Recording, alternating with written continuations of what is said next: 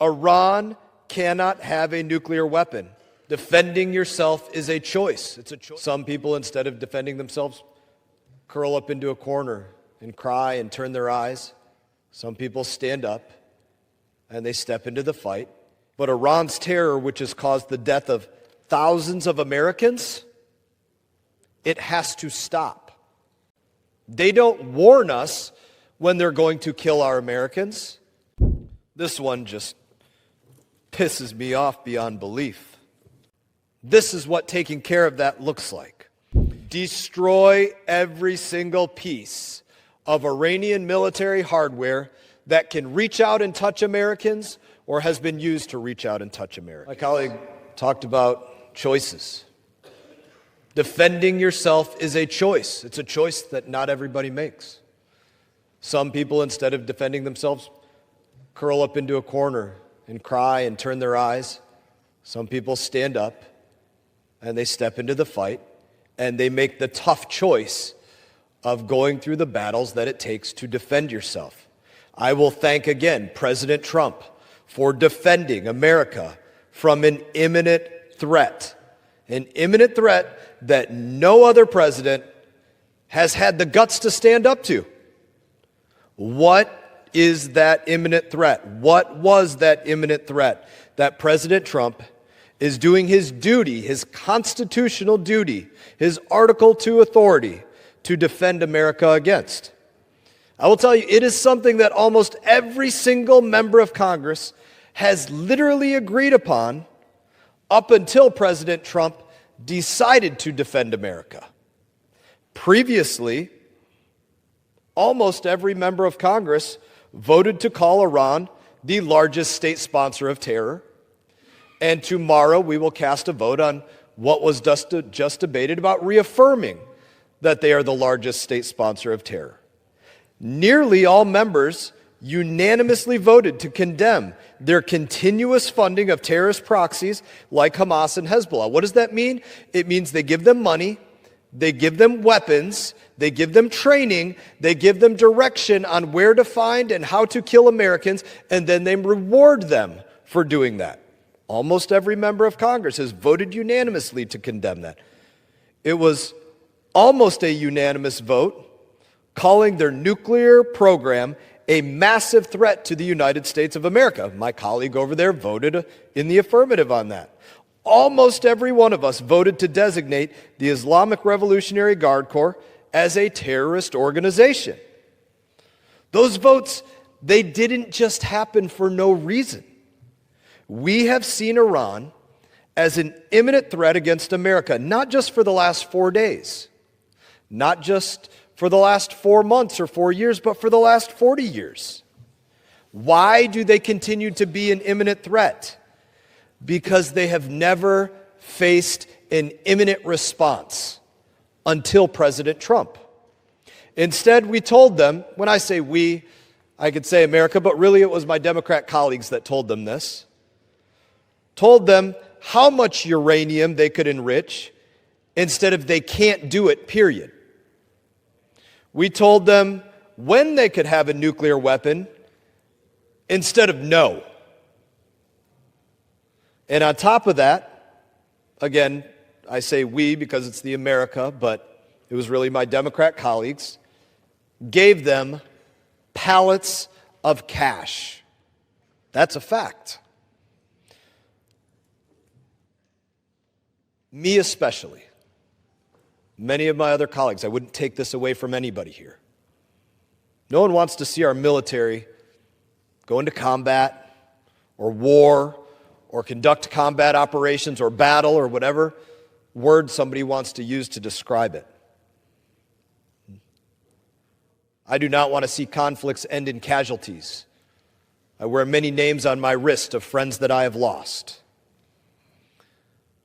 But Iran's terror, which has caused the death of thousands of Americans, it has to stop. They don't warn us when they're going to kill our Americans. They are an imminent threat. They look for a surprise. They look for an opportunity, any weakness, any moment that they can go out there and attack us. They are an imminent threat. There has proven no other way to stop this imminent threat. Not by negotiation, not by accord, not by summit. So let's talk about this imminent threat. 3 U.S. soldiers killed at Tower 22 a year and a half ago. Sergeant Sanders, Sergeant Moffett, Sergeant Rivers. Imminent threat. Countless civilian vessels targeted by Iranian drones. That is what an imminent threat looks like.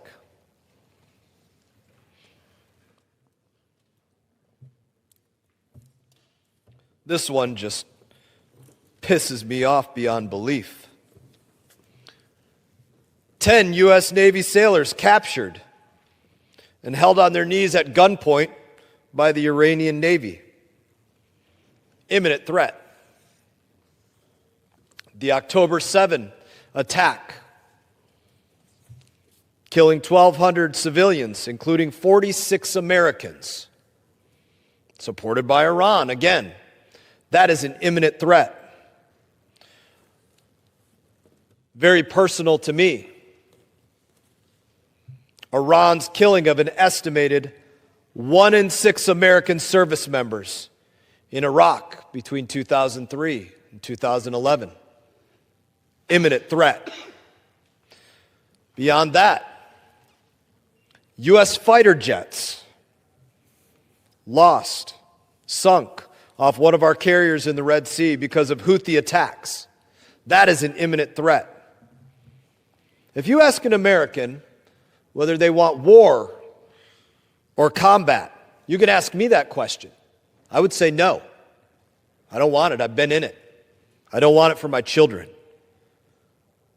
But we do want President to stop Iran's imminent threats. If I said, do you want combat? Anybody with sense would say no.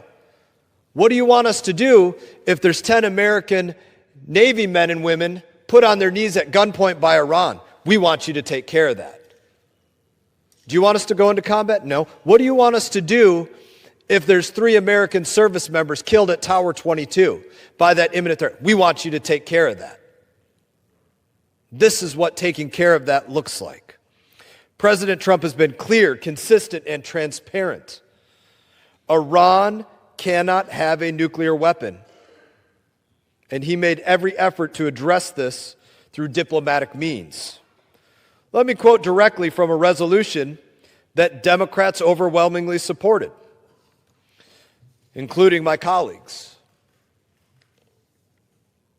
The House of Representatives declares it is the policy of the United States to use all means necessary to prevent Iran from obtaining a nuclear weapon. Leader Jeffries voted on it. Ranking Member Meeks voted on it. Speaker Emeritus Pelosi voted on it. Did they not believe it when they voted on it? Did they not read it? Did they not understand? Use all means necessary to prevent Iran from obtaining a nuclear weapon. We all know Iran poses an imminent threat to the United States. The only difference now is that President Trump is sitting in office. Right now, our military is shooting down Iranian missiles and drones that are targeting Americans in the region. If Democrats had their way and this resolution passed, they would force United States military to pack up. Stop shooting down missiles. Tell every American sheltering in place, every ally fighting against this regime, that America is no longer there to help. And while this does not fit the narrative of my Democrat colleagues, President Trump had the authority to do so under Article 2 of the Constitution and the War Powers Resolution Act to get the job done. And he has been transparent with this Congress. Secretary Rubio, Secretary Hegseth, General Kane, Director of the CIA Radcliffe, all conducting now 3 specific briefs, making our objective clear. destroy every single piece of Iranian military hardware that can reach out and touch Americans or has been used to reach out and touch Americans.